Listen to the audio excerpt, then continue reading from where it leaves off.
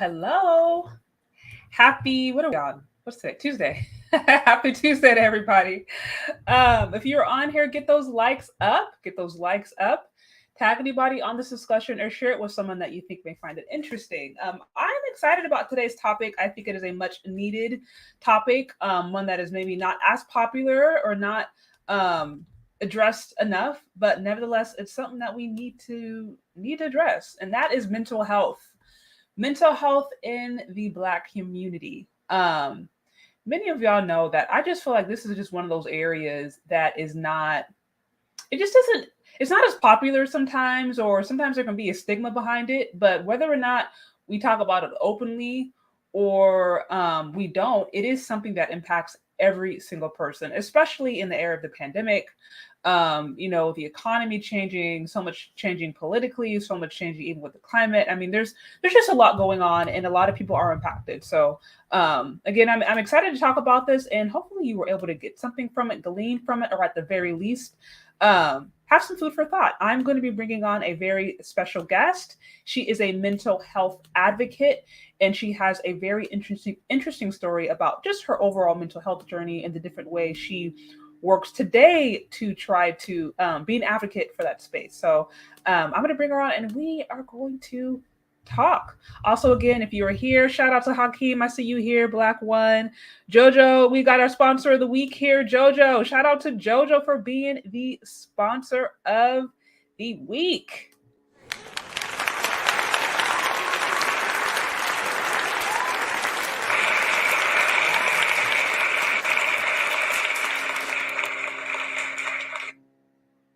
All right. I appreciate you again. I appreciate all of you guys who've been rocking with me, who have been here, hanging out, sharing, commenting, subscribing, challenging me to think, being consistent. Like, I appreciate all of you guys. Like I said, I do my best to try to bring you content that is entertaining or engaging or thought provoking.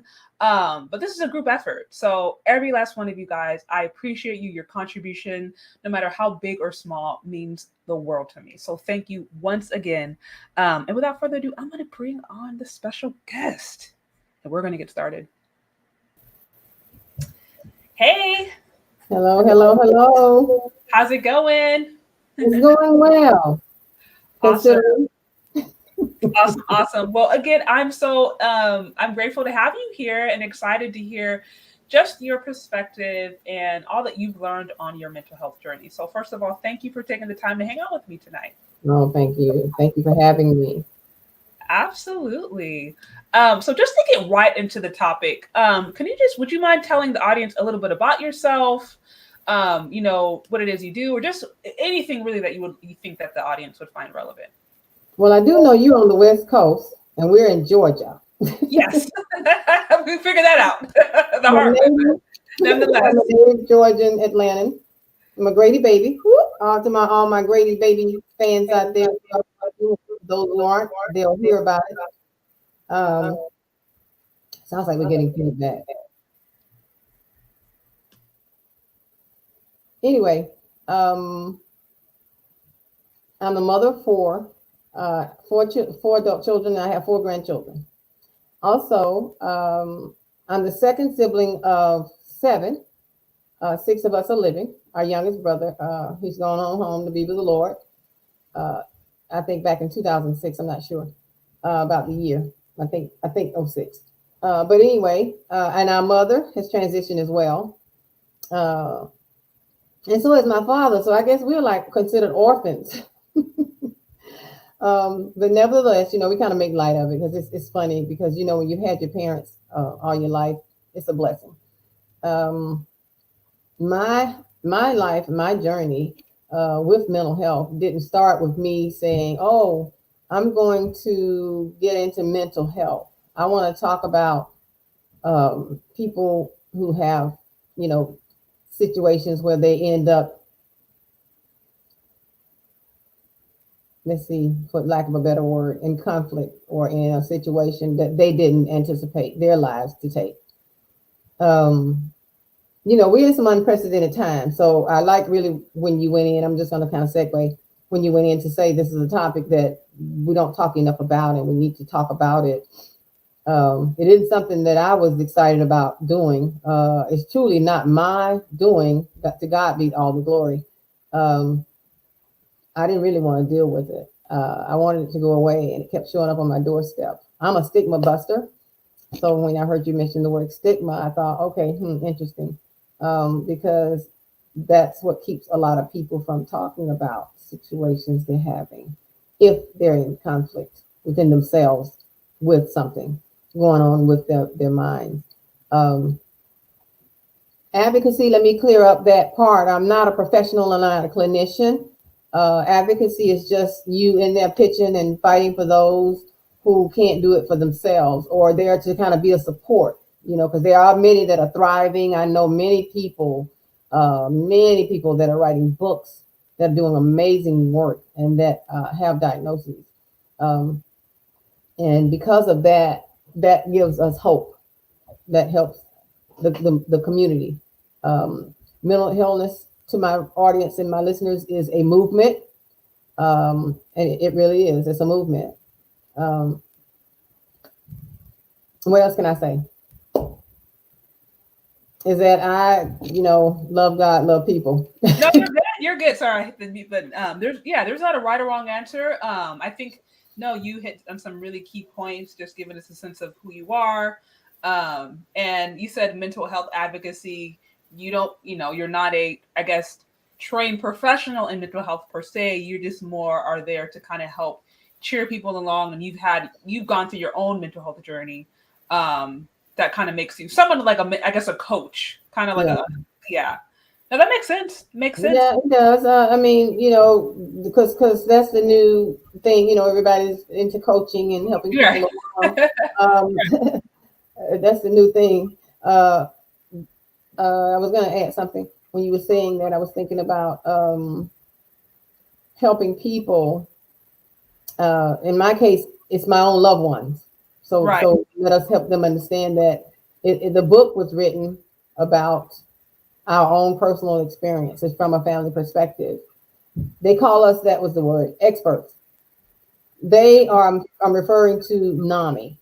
NAMI is the National Alliance on Mental Illness. Okay. It's the grassroots. It's huge. Congress pumps a lot of money into NAMI. It's a nonprofit. They are planted throughout different states. There's a national NAMI. National, I think, is in Arlington, Virginia, if I have it correct. And I have been to a national, as a matter of fact. It's been years ago. It was an amazing experience. You had all types of clinicians and doctors and professionals and pharmaceuticals. They're the big ones that were attending, as well as us, the community of people who were dealing with it, with the diagnoses, as well as family members who were dealing with those who have the loved ones with the situation. Okay. When No. I question experts, I ask them why they call us that. They said because you're dealing with it every day. Okay. No, absolutely makes sense. Yeah. Again, if you guys are on here, get those likes up, tag anybody, or share this with someone that you think may find it interesting. Also, shout out to Hakeem for sliding through with the $7.50 on the Cash App. Much appreciated. Again, guys, super chats are open. I will be sure to acknowledge and read all super chats. So, on to the next question for you. Let's see. So you answered a good question about what mental health advocacy is. Just a little bit about your story. What are ways that you believe mental health uniquely impacts the Black community? Just in your opinion. I want to first kind of move away from, I know we need to talk about us as a people, as our culture, but mental illness isn't a color thing. Mental illness is mental illness.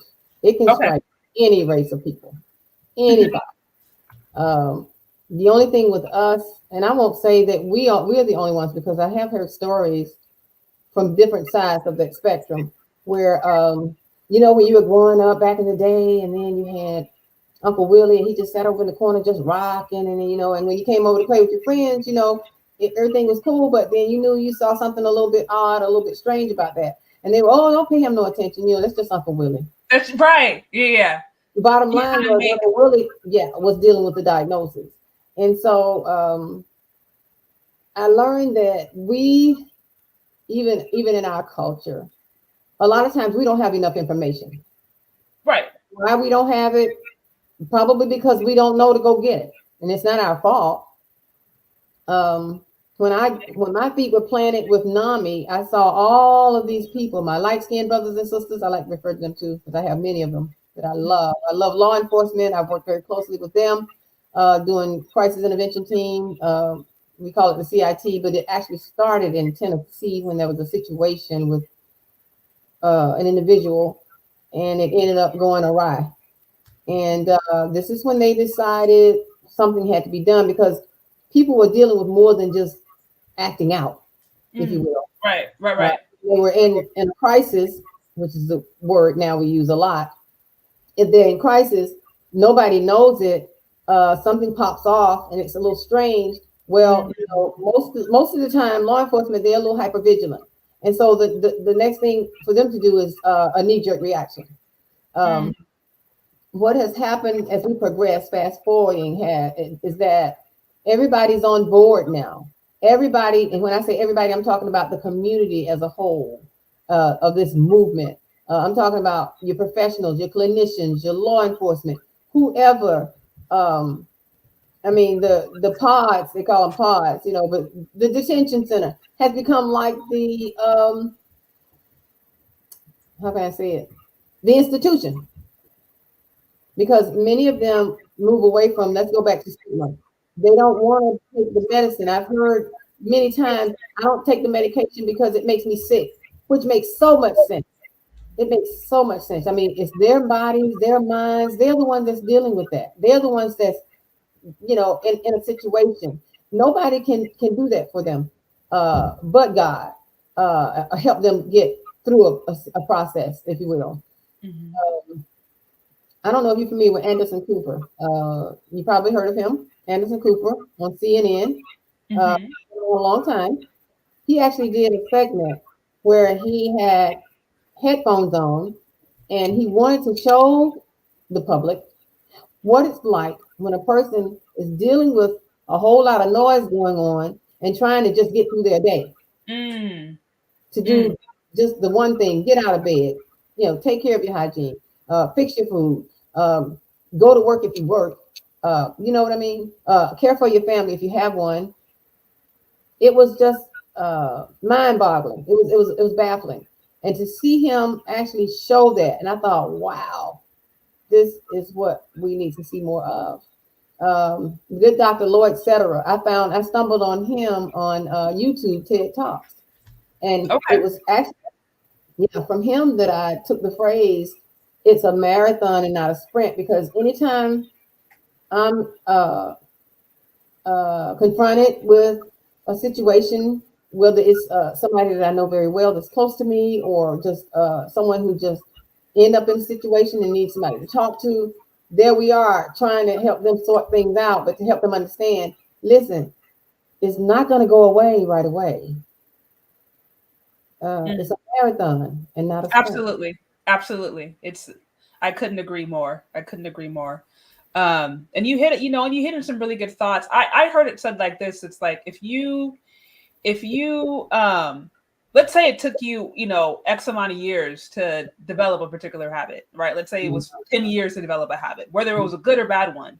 Once you recognize that habit or that belief system or that reaction trigger, once you recognize it, that it's bad, it's not going to just happen overnight, because it took you all those years to do it. So it's likely going to be a process to unlearn, to maybe relearn a different way of handling that trauma, or maybe to relearn new thought patterns. And so I love that you said understanding how this is a mental health journey.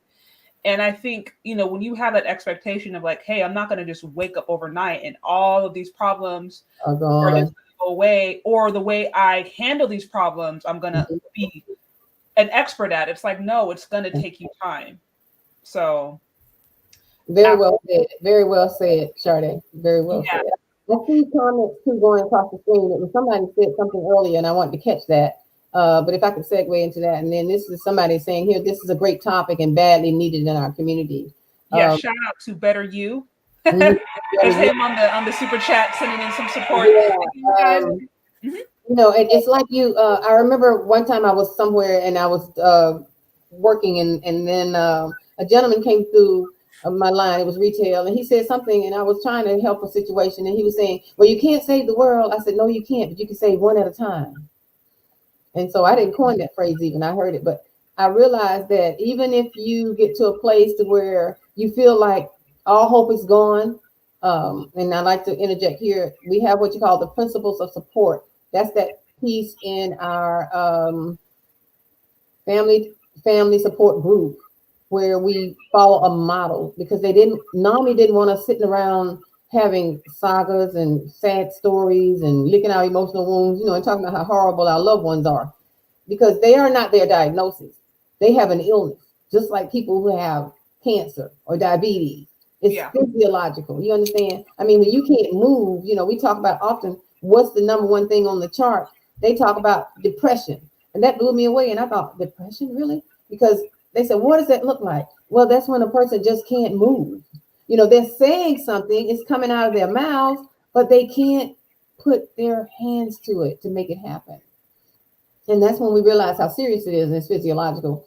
Well, they say take the medication. Some can take the medication and they can successfully move forward, but then their bouts, their situations, their uphills and downhills. You know what I mean? It's not going to always be smooth sailing, if you will.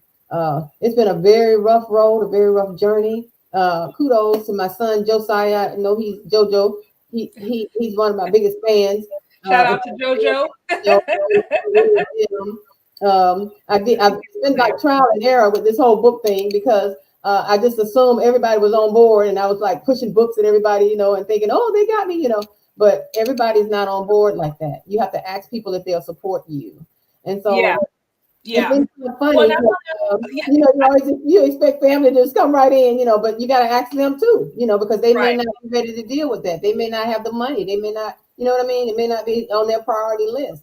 But the Right. bottom line is that it's in our face. It's not going away. And the only way to do it is a one day at a time, uh, and realize that it is a marathon and not a sprint. Now, Absolutely.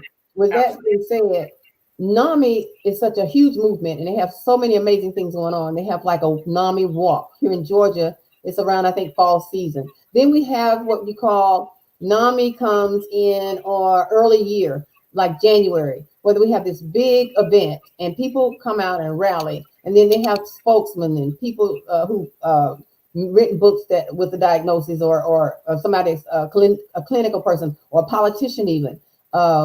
We do it behind a venue at the state capitol now.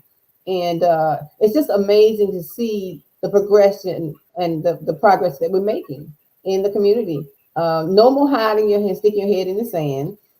No more being ashamed about it because it's just like a person who smokes cigarettes. There's a nicotine problem. Well, now we're advocating, we're trying to get people to stop smoking. You understand? Where a long time ago you smoked, you died of cancer. That was it. You know what I mean? Or that person had an addiction with nicotine and didn't know that it was a problem. That was just too bad. You know what I mean? But now Absolutely. we know nicotine is a problem. And it's hard to kick that habit if you're a smoker. You know what I mean? And I just use that as an example because so many people are smoking and it's their way of escape or the way they cope or whatever the case may be, from trying to lose weight to just be social or whatever the case may be, um, we Yeah. jump into Absolutely. many things, but it all ties in when you start to deal with trying to support one another. That's what it comes Absolutely. down to. Absolutely. Again, if you're on here, get those likes up, tag anybody, share this with someone that you think they find it interesting. We're talking about mental health. And I'm here with a special guest who is also a mental health advocate, and she's just sharing her journey and just a little bit about what's going on in the space in general. Also, super chats are open, and if you would like to show support to the show, you can find me on Cash App or Venmo, Shay Day. Now, on to the next question for you. So, how were you able to overcome some of your challenges associated with mental health? Were there like particular things, programs, habits you adopted? Help us understand some of the different ways you started to incorporate mental health as a part of your daily journey? So very good question. We can tell ourselves we're overcomers and believe that we are. I know attitude has a lot to do with it. You got to be positive thinking and you got to speak positive. Sometimes I get so frustrated. That's real talk, y'all. There have been times when I just like, I don't want to deal with this. Lord, why? I don't, this is hard. I just don't know what to do with it.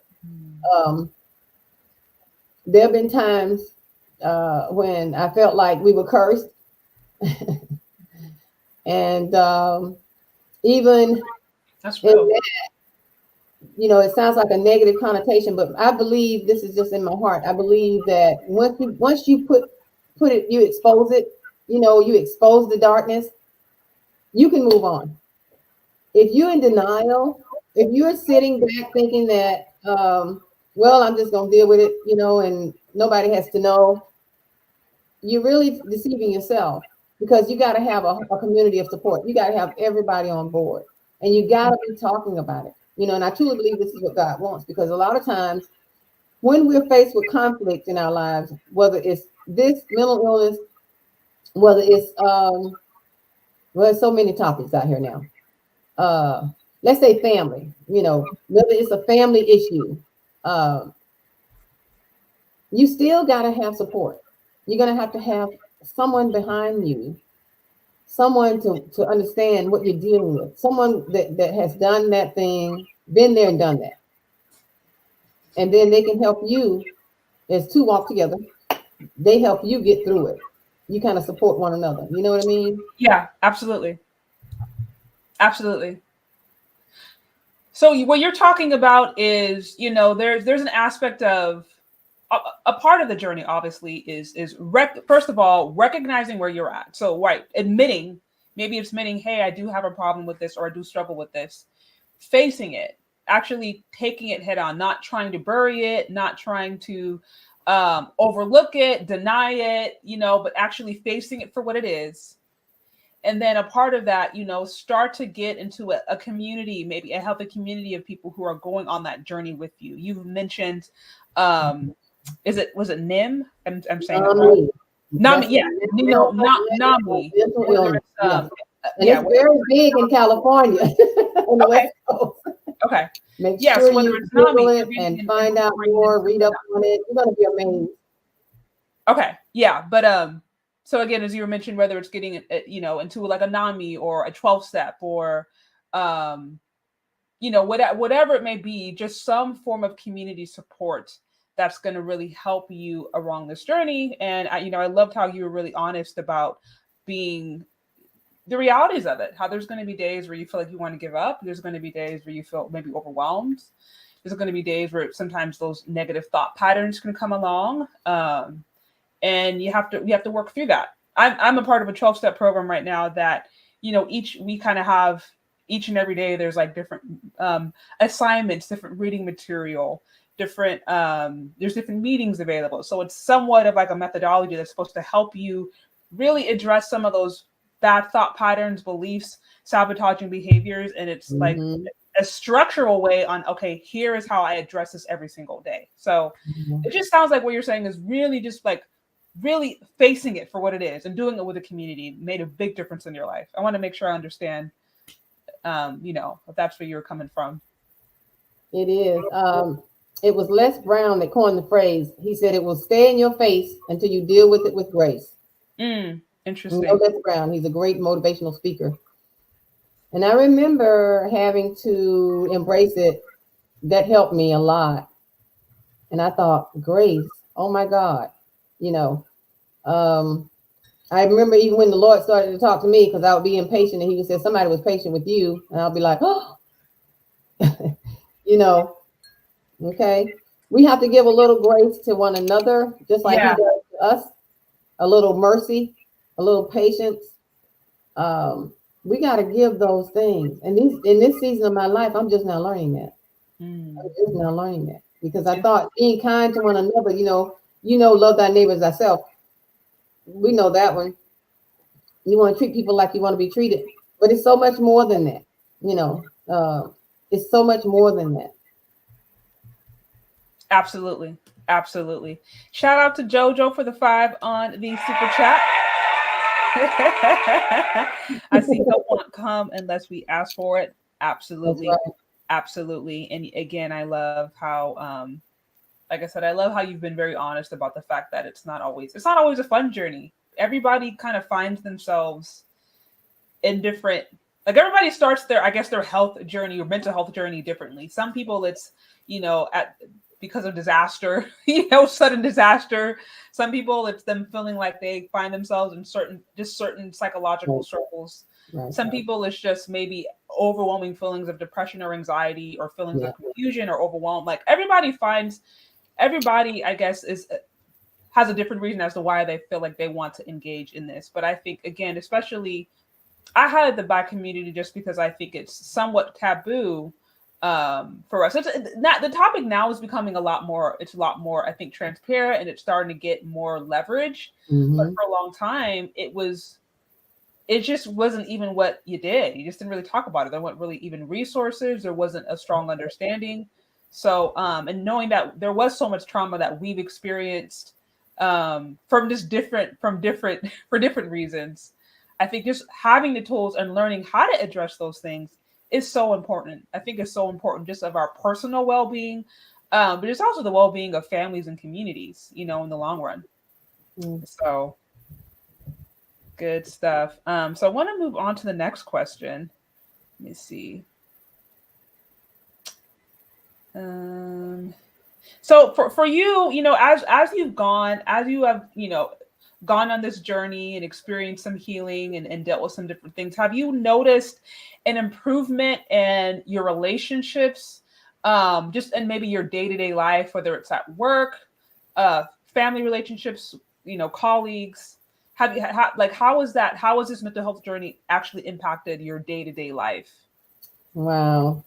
And it has. It has. My children and I, we're all friends. That's great. Some days we don't like each other. You know Okay. what's going on. We just a typical family. Um, but I know we love each other. They know I love them, no matter how it may sound or how it comes off sometimes. Because my tone or whatever, my how I say I don't always. It don't always come out right.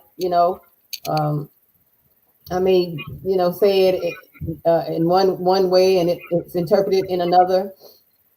Um, and someone saying I would be curious if mental illness brought only an illegal drug can be cured by taking prescribed drugs. Hmm. But you know, uh, there's no one answer to that question, because you just I don't know, you just live one day at a time, Shana. You just got to get through it by faith. I've learned to get along. I've learned to yield. I mean, I was taught. I didn't just arrive here. Just like you said that early on. I really like that. I mean, bring that to the subject too, because it didn't happen overnight. It took a long time to get here. You don't get through it right away. It took a long time to get here, and with all that I've had to deal with, I'm not pointing the finger at anybody and saying, oh, if they had done this, it wouldn't have been this way, or it's their fault.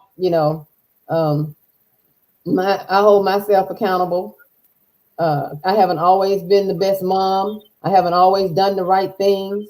But even when my life got on track, by the grace of God, it's still a struggle because sometimes the enemy won't let you forget what you've done. He's going to continue to bring up how you were or how horrible you were or what you used to do, 30, 40 years ago, however long, 20 years ago. He's going to continue to do that. That's his job. But the bottom line is that we all have to press forward. We have to stay focused and stay the course. If your goal, one way is to stop using language, if you will, I'm not going to use language anymore. I'm not going to, then let that be your focus. You understand? Um, we have to, it's for the betterment of your own individual self, your own soul. Um, it's for somebody else too, because I'm always reminded it's not about you. And that's what brought about the book, as a matter of fact. That's what brought about this book. Because I had to realize it wasn't selfish, it wasn't about me. It's about really getting it out here so it'll help somebody. And to give you, if you'll allow me an example, this kind of made me tear up because this particular young man, he bought the book. And if you will allow me to read it real quick, his little comment. He says, I also want to thank you for the book, which was very powerful. It gave me a lot of spiritual knowledge, wisdom, and understanding on motivation and being more dedicated to myself as well as reach my goals.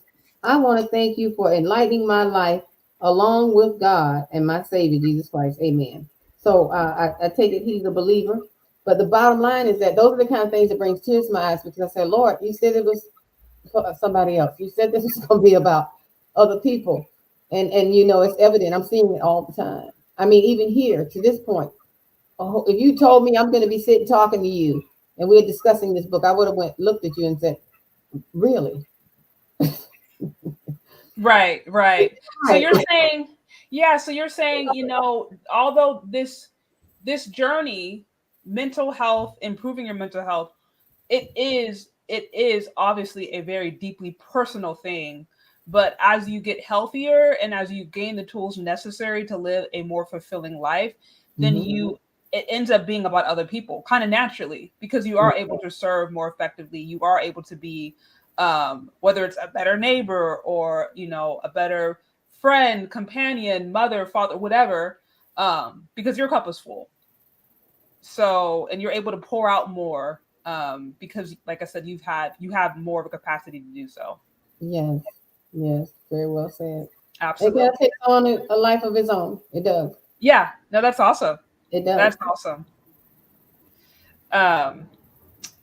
All right, so let me move on. Again, guys, if you were on here, get those likes up, tag anybody, share this with someone that you think may find it interesting. We're talking about mental health, and I'm a mental health advocate here, just sharing her journey and the different things that have led her up to this point, and some of the different things that she's done on her path of just, you know, getting healthier and being an advocate for those who desire to have a better overall mental health. So on to the next question. Now, I don't know. So I just kind of want to shift gears a little bit. I'm sure by now you have heard about the infamous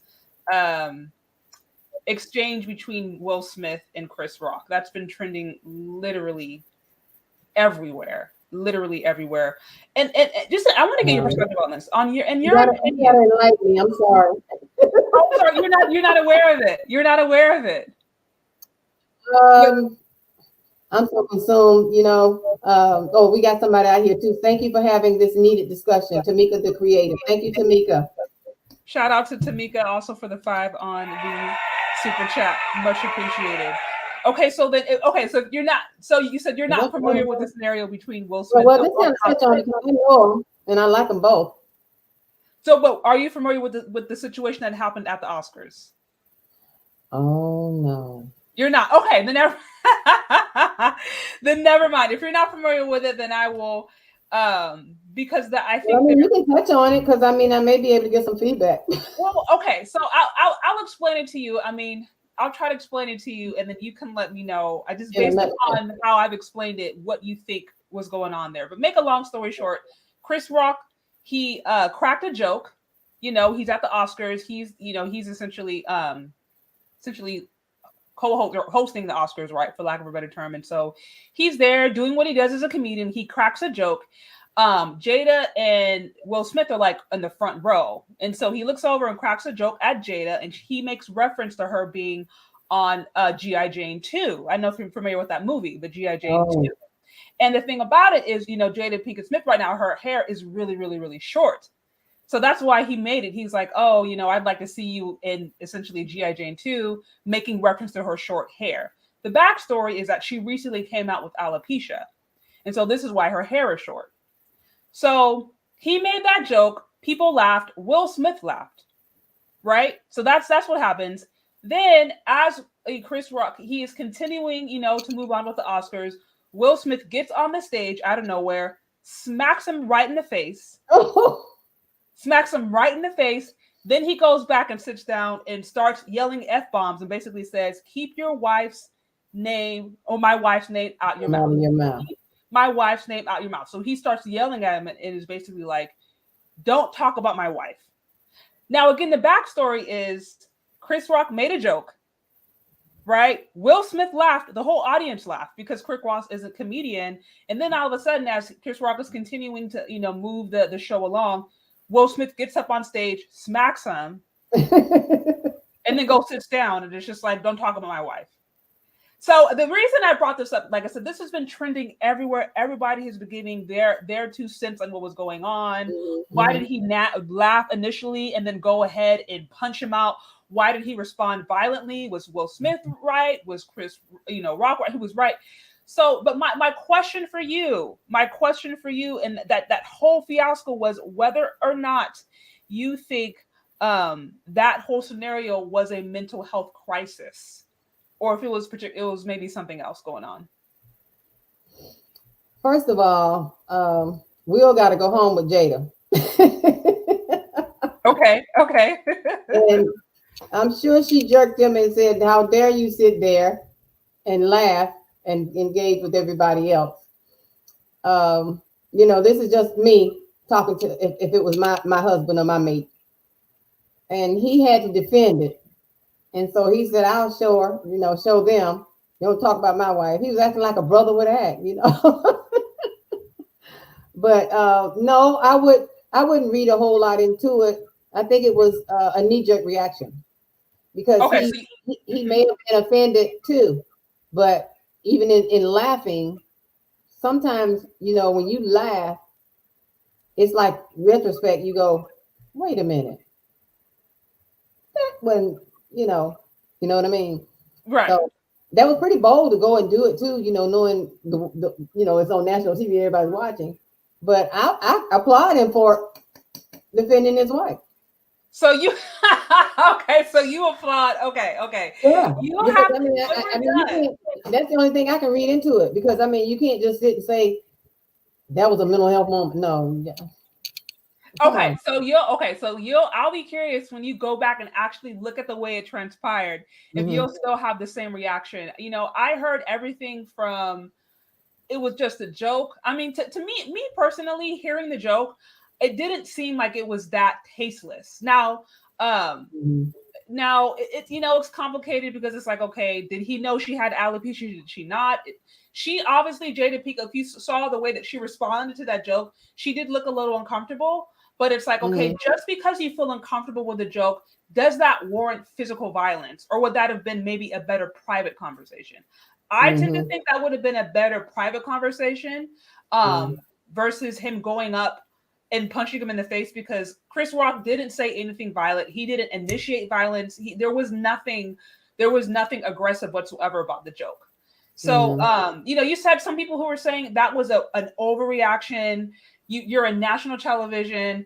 This is Black men who are now getting violent. This could have been handled better. And then you have others who are saying, you know what? He defended his wife. Bravo. So you'll have to check it out. You'll have to check it out and see if you still have the same perception after you see it. Yeah. Well, who's it? Deanie's excellent topic, Sade. I've recently learned about the youth suicide rates, and it's deeply disturbing. Mental health is a public health crisis. I had to segue into that.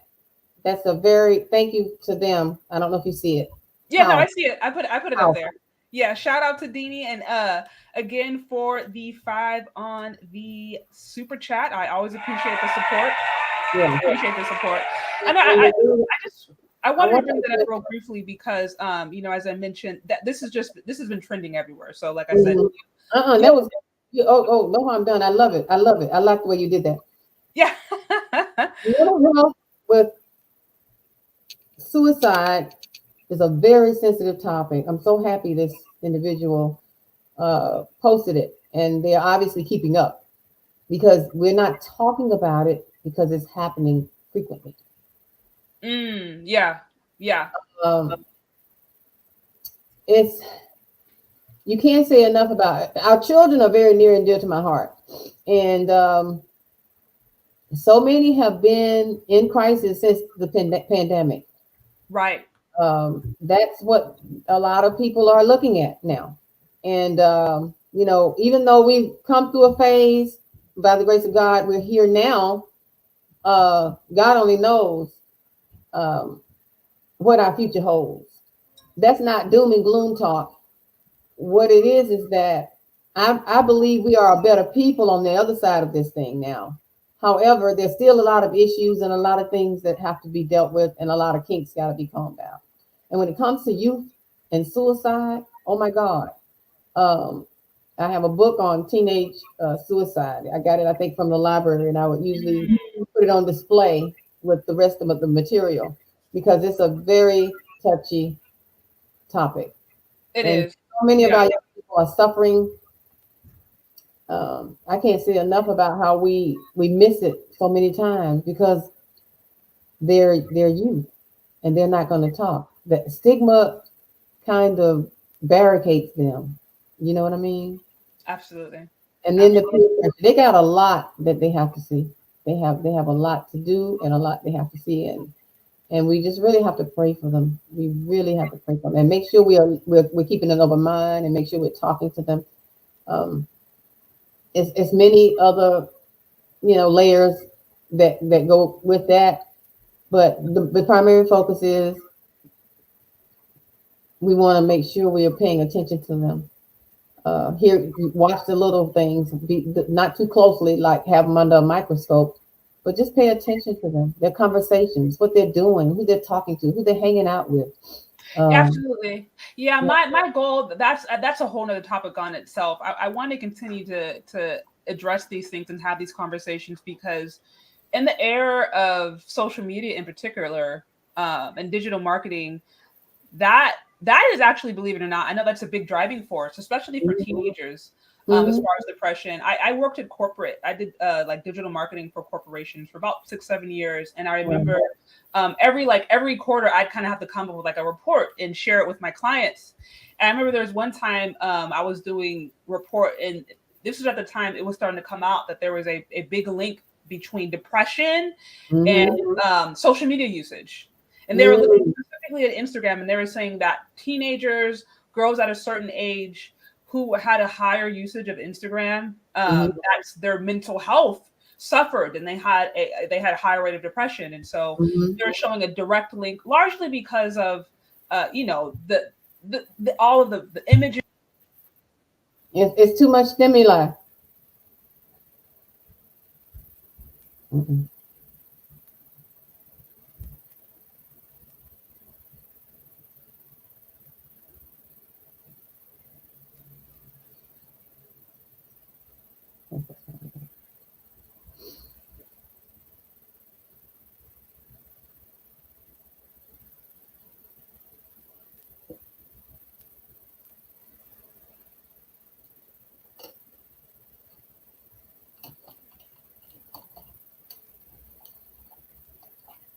Oh, all right. Looks like my audio.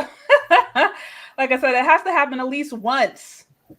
It's not a good stream without a little bit of struggle, I like to say. Did y'all Yeah, hear anything that I said? you gotta go Did back y'all and hear? say it again, Sade. Wait, did y'all? Okay, what was the last Don't thing? go up and but the bottom line is that we know it's too much stimuli, Oh, that's what I was saying. Yeah, that's what I was saying. There's and not I only kind the of figured you were stimuli. talking about that. That's It's not it. just the stimuli. It is the kind of content that's It's the being. kind of content that's giving too much stimulation. Yeah, yeah. That's what we're going. That's So, what we're going with it. And they're mhm. seeing too much. See, you know what goes in our ear gate and eye gate, right? We're supposed to guard them. Yeah, They're seeing absolutely, too much. absolutely. They're exposed to too much peer pressure. They're it's just too much they have to look at. They have to compete. They have to it's pressure. They have to Yeah, try to keep up. They got to look good. They got to, be on top of it. They got to be, the world tells you you got to have it this way. And then, and oh, how do you get it? You know what I mean? That's too much for absolutely. them. Yeah, It's too absolutely. much for them. Well, now I want to. I know I want to be mindful of time. It's getting a little bit late over there in the East Coast, but I would just to kind of wrap things up for you. What are common practices that you do today to maintain your mental health, or maybe practices that you would also recommend people do if they want to start to go on a mental health journey? Okay, and so that falls under a chapter in the book where we talk about self care. That sounds like what you're addressing. Yes, self-care. You've got to take care of yourself. Um, Eat right, you know, drink a lot of water, exercise, um, you know, do some nice things for yourself, be social, but at the same time, don't isolate, you know, and then don't go overboard with being social. And what that means is, I have a inner circle or a circle of influence. I know how to kind of hold and when to hold and when to fold, kind of, so to speak. And that comes with season because I am older. I had to learn, I had to learn, but I like people. I'm an extrovert. And they say, "Oh, you're outgoing." So outgoing where? I'd be outgoing everywhere. um, you know, Even then, when I was poked at, um, a lot of times, you're just wired a certain way, and it's your personality, it's your character. Um, you come up in the same household with your siblings. Everybody's got their own little whatever quirks or whatever, and it comes to a point where you start to grow and outgrow one another and go off in different directions. But at the same time, you come together and mesh, and you love each other, but you're off down a different road. You know, I guess I'm answering the question right. Yeah, no, absolutely. Yeah. Uh, So I mean, self-care, you mentioned self-care. is Um, key. You gotta really self-negative talk. When the intrusive thoughts come, you gotta push back darkness. Don't do demons. Um, everybody's got their own faith walk. Uh, some of us are church, some of us are unchurched. Um, I just believe I can't do it alone. Now that much I learned, and absolutely. and whether somebody feels, I mean, when I start talking about being self-sufficient, I'm in trouble because I Absolutely. didn't get here by myself. Hmm. I did Hmm. not come this far by myself, and I'm not even trying to take credit for it. Paul said, "I boast not." Here's Hmm. somebody, Norman, saying, "I used to be an extrovert until I found out some people might be detrimental to my emotional health." Very good, Yep.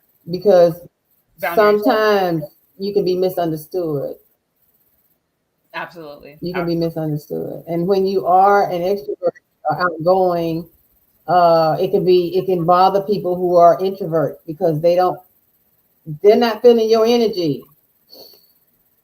Fortunately, because of this whole season or process that I'm in, when I see it now, and when I'm saying I see it, I'm talking about, uh, let's say somebody you work with is dealing with something, and you can kind of see it. Well, do you ask them, is that their problem, or do you just kind of love them in and just kind of be patient with them and just, you know, walk with them through it? That's the best way I can say that, because I've had to see that many, many times, and I couldn't turn away. And because because of the way I've been taught how to deal with it through trainings and through other people who taught me and supported me and just learning information, learning the lingo, the language. Um, I found I have to deal with it, and I have to just accept that situation for what it is. This is just the way it is. I'm not God. There is one, and I'm not it. But if I'm an instrument and I can help that individual, then so be it. Amen. Because I deal with it I'm telling you, I see it. It's in the marketplace, on the job. It's everywhere, Yeah, absolutely. and we Absolutely. cannot act like we don't see it. We just can't. Right. And there's Absolutely. somebody saying here, black one. This is the reason why we need to talk about mental health, and it is. I mean, this is such a topic everybody can get on board with. It's not one isolated situation. Hmm. Right. So if somebody wants to support, support what you're doing or learn more about your journey through your book, where could they find that information? They can find it. I think. Well, it's on the back of my book. But I have my website out there, and I think my phone number's out there. I'm not really sure. I Okay. mean, So the last time I looked, we were having a few glitches. I'm just gonna be honest. They did some amazing work. My marketing team, my publisher. Kudos to my publisher. Woo! My marketing team, Josiah. Thank you. Um, it's so much went into this because I didn't know where to begin. I didn't know what it was gonna look like, what I was supposed to be doing, and what I was gonna be saying. Didn't want to say the wrong thing. Didn't want to, because they're not their diagnoses, and I don't give their names. I'm not a professional clinician. I'm just a mom, a grandma, a NAMI mommy. We call all us. good. All good. We call a NAMI auntie too. Yeah. Okay, so guys, if you guys are interested in learning more about her book and her perspective and some of the different things that she talked about here, I have a link to her website in the description of this video, so you can check out her website there and reach out to her, maybe email her. You have a phone number you can call if they want to purchase it. Yeah, check her out. It's on the book actually. 404-934-2873. If you hear East Coast. Yeah. So if you guys want to know more about her book, check out the website, and there you can go from there. So I appreciate you coming on and sharing your experience and just sharing a little about the things that you've learned on your mental health journey. Do you have any final thoughts that you would like to leave with anyone before we wrap this up? Yes, remember it's a marathon and not a sprint. Okay. Yeah. Mental health is very real. And listen, people, we're going to be dealing with it more and more going forward in the future. Stay prayed up. Do have a prayer life because you're going to need it. And, NAMI is there. Find your local NAMI in your town. Is what I would say. Find your local NAMI. And don't misunderstand NAMI to be like, they're more like a resource hub. It's not a place where you're going to go and they're going to just hold your hand and do a whole lot of things. It's a group of people like myself, family members, community. It's just a whole lot of us. And some of us are plugged in and our numbers are out there. You can call us. So, yeah. Absolutely. It's not, we're very transparent. It's not that hard. But I don't want anybody to go away. What I want to take away from this particular topic and this particular interview is don't have a situation that you're in and not tell somebody. Find somebody you can trust, that your secret is safe with. Call your local NAMI office in their town, like I mentioned, and ask them to put you in touch with somebody. Don't be frustrated if you've been alone all this time, hanging out there, thinking that you all by yourself, and all of a sudden, you mean to tell me all this information is here and I didn't know about it? What? You know what I mean? Try not to be resentful or bitter about that or angry. Just do something. Be proactive and don't react like we've seen times past, because a lot has happened even over during this pandemic where people are acting out and angry and, it's been crazy. We've seen it. Yeah. Okay. Awesome.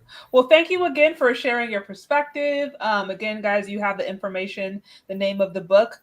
It says Flowers from My Quiet Storm. So be sure to check it out and to reach out to her if you have any additional questions or would like to purchase the book. And again, thank you so much for being here. Oh, well, I want to add one other thing. Let's digress back real quick to Will Smith and Jada. The Black women in the community, I understand that African American women have alopecia. So we're in that situation all of us together. So Jada is not alone. And that's a whole nother topic. Maybe you'll have somebody on that can address that because it can be talked about. It's a major topic. Absolutely. Well, thank you again for hanging out with us and sharing your perspective. And like I said, guys, be sure to check her out. Thank you. All right. You have a good one. I will. You take care. Bye. Thank you so much. All right, guys. So, I mentioned this before that I want to I want to do more topics around this whole theme of mental health, largely because so many of us do need it. Um, so many of us need it. Yes, we know generally all across the board, people have mental health issues, but I think particularly in the Black community, it is a large issue. I will say firsthand that my experience with different people online, and the different ways that people have responded to things online show me that mental health illness is high. Um, for example, I think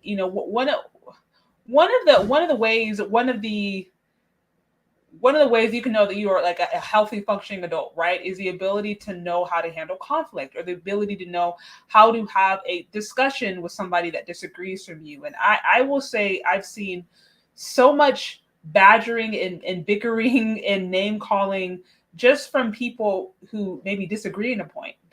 And those to me are some of the indications of like, okay, there needs to be a conversation about what does it mean to have healthy conflict resolution, or what does it mean to maybe disagree in a particular topic but still be respectful. You guys know I'm very big on wanting to try to create a space where people can go and share their perspective, even if I don't disagree with it, even if I don't agree with them, but share their perspective in a way that is open, and honest, and still maintain a level of respect and honor towards one another. So as I mentioned, this is a much needed topic. I will say I just want to talk a little bit about my mental health journey in particular. I think one of the things that got me on this topic of really wanting to understand more about that and having more tools on how to manage maybe certain emotions, how to manage certain situations, how to feel like I was actually thriving in certain scenarios and not just surviving.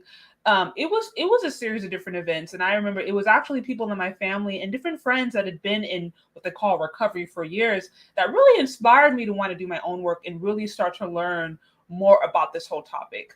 And so, as I mentioned before, there are different programs, there are different things. Right now I'm in a 12-step program that is really about learning how to take self accountability and learning how to have everything from setting clear boundaries to knowing what it means to own your own mistakes, knowing what it means to acknowledge your own mistakes, knowing what it means to like how to determine when is a good time to talk, when is a good time to be quiet, like just a lot of these what may seem like basic foundational principles on what it means to be a functional adult, what it means to be a functional human, that sometimes just kind of fall through the cracks, that some of us learn, some of us don't learn. And as you know, many of us who have been sometimes who maybe you grow up in a broken home, you grow up with maybe parents who love you but don't really know how to talk about certain things, or don't know how to express certain things, or those things that are off limits. Sometimes those lessons we don't get them. So and even if you are healthy, you do have a healthy and a loving family, I think there's always room for improvement. So my goal is to try to move some of the stigma behind these topics, is to try to remove some of the just like I said, stigma, some of the fear, and create a space where we really can talk about, okay, what does it mean to kind of tackle these things, and in a way that's healthy and going to be constructive. So like I said, I don't pretend to be perfect. I will try to be as open and honest as possible with you guys. I'm going to continue to try to bring on people who can offer perspective, or can offer their experience from a different perspective, and hopefully that will give you guys some of the stuff that give you, at the very least, give you something to think about. A good shout out to Daper Gents with the 10 on the super chat. I appreciate you. You are such a great supporter. I appreciate you for being here, for hanging out. Yeah, I said don't slap someone for a stupid right. So and I do want to touch upon this again. Just to reiterate, I will say personally, I think that whole scenario between Will Smith and Chris Rock was a perfect example of a mental health crisis. The reason I say that is I think one of the ways I believe that you can tell whether or not somebody is having a mental health crisis is if they respond erratically to something, or they overreact to something. Those things are what they call triggers, right? Triggers are maybe those little scenarios or those little situations. It could be, I don't know, maybe your car breaks down. It could be maybe you are short in cash. Maybe somebody says something. There are little scenarios that happen out the day that cause you to overreact. You guys, maybe you've met somebody, or you've been in a situation where somebody says something, you're already on the edge. Somebody does that one thing and you overreact. That's what they call triggers. So from my vantage point, I looked at that situation and I felt like this is a scenario, this is a situation where this man was already on the edge. Obviously, there's already things going on with him mentally, emotionally that we're not privy to fully, but he's obviously not in the best mental state. And he overreacts. He overreacts. Why? Again, now we can argue or go back and the joke was whether or not the joke was mean, or whether or not the joke was it was bad, it was wrong, or whether it was funny. I mean, we can all there's everybody has a perspective on the joke, but nevertheless, I think we can all agree that nothing about the joke that Chris Rock made was violent. There was nothing aggressive about it. There was nothing physically aggressive about it. Nothing in what he said incited violence. And so why was a joke that a comedian made right at the Oscars? Think about it. It's like, he's a comedian. He's at the Oscars. You're like in the front row. You're kind of fair game, right? So it's like, why would a joke that a comedian made, that's what he does for a living, why would that now incite violence, incite somebody to go into a fit of rage? Obviously, somewhere down the line, he got triggered. And so that's what I'm saying. I think scenarios like that, to me, in my personal opinion, that was a prime example of somebody who had a mental health crisis. And just because somebody has money or influence or has accolades, has fame, whatever, does not mean that they have necessarily gained the tools to know how to handle certain pressures. In some regards, it can increase the pressure. What I think happened, as I mentioned before, is that there was already things brewing under the surface. His family, his love life has already been on display for the last however many years, which I'm sure puts him and the family in a very vulnerable spot. So that's already going on, right? There's already all the stuff happening behind the scenes with the family. And then now he goes into the situation and overreacts. Mental health crisis. And like I said, I think that scenario was a perfect example of what happens when you do not address it, when you do not address those different things. And so, I think he overreacted. I think absolutely he overreacted. And I hope and pray he can get all that taken care of. But like I said, let that be an example of how sometimes when our stuff is undealt with, or sometimes when we allow things to brew under the surface, whether it's not having healthy boundaries with people in our family, having healthy boundaries with friends, whatever it may be, if we haven't done our work internally, it can come back to bite us in one of the most crucial moments in our life. That was the day where he got an Oscars. And the day that he got an Oscars, which should have been arguably one of the most exciting days of his life, he had a mental health breakdown, a mental health crisis. And again, what does that say about the fact that when we don't deal with this stuff, how does it come to follow us and bite us back? There's a saying that says, feelings buried never die. And I think that is so true. You bottle this stuff up, right? If you don't deal with it, you push it over there, you try to bury it or whatever, it doesn't go away. It just comes back to bite you in another capacity. So, so those are, yes, you Karen behaviors.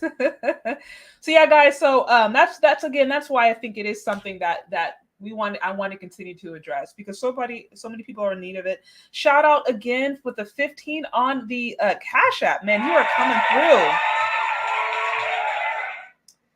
Dapper Gents, I appreciate you, Dapper Gents, for the 15 on the Cash App. I really do. You are coming through. And again, I appreciate all of you guys. You've been here rocking with me, hanging out, liking, subscribing. Y'all, likes are free, so please get those likes up if you haven't already. And this is a fun talk. This was a fun talk. So stay tuned. I'm going to be having a collaboration with Daily Wrap-Up Crew later on this week. So definitely stay tuned for that. I'm going to post about it later on today. So look out in the community tab, guys. Hit the notification. Make sure that you like, subscribed, hit all the notifications, and tune in for the conversation I'm going to be having with them later on this week. We're going to be hitting on some really interesting stuff. It should be fun. And I'm trying to think if there's anything else I want to say. I think that's all for now, guys. We will continue this conversation of mental health. So if you missed it, if you feel like certain things weren't hit on, don't despair. We will continue this. And yeah, definitely stay tuned. All right, guys. Peace out. We'll talk later. Bye.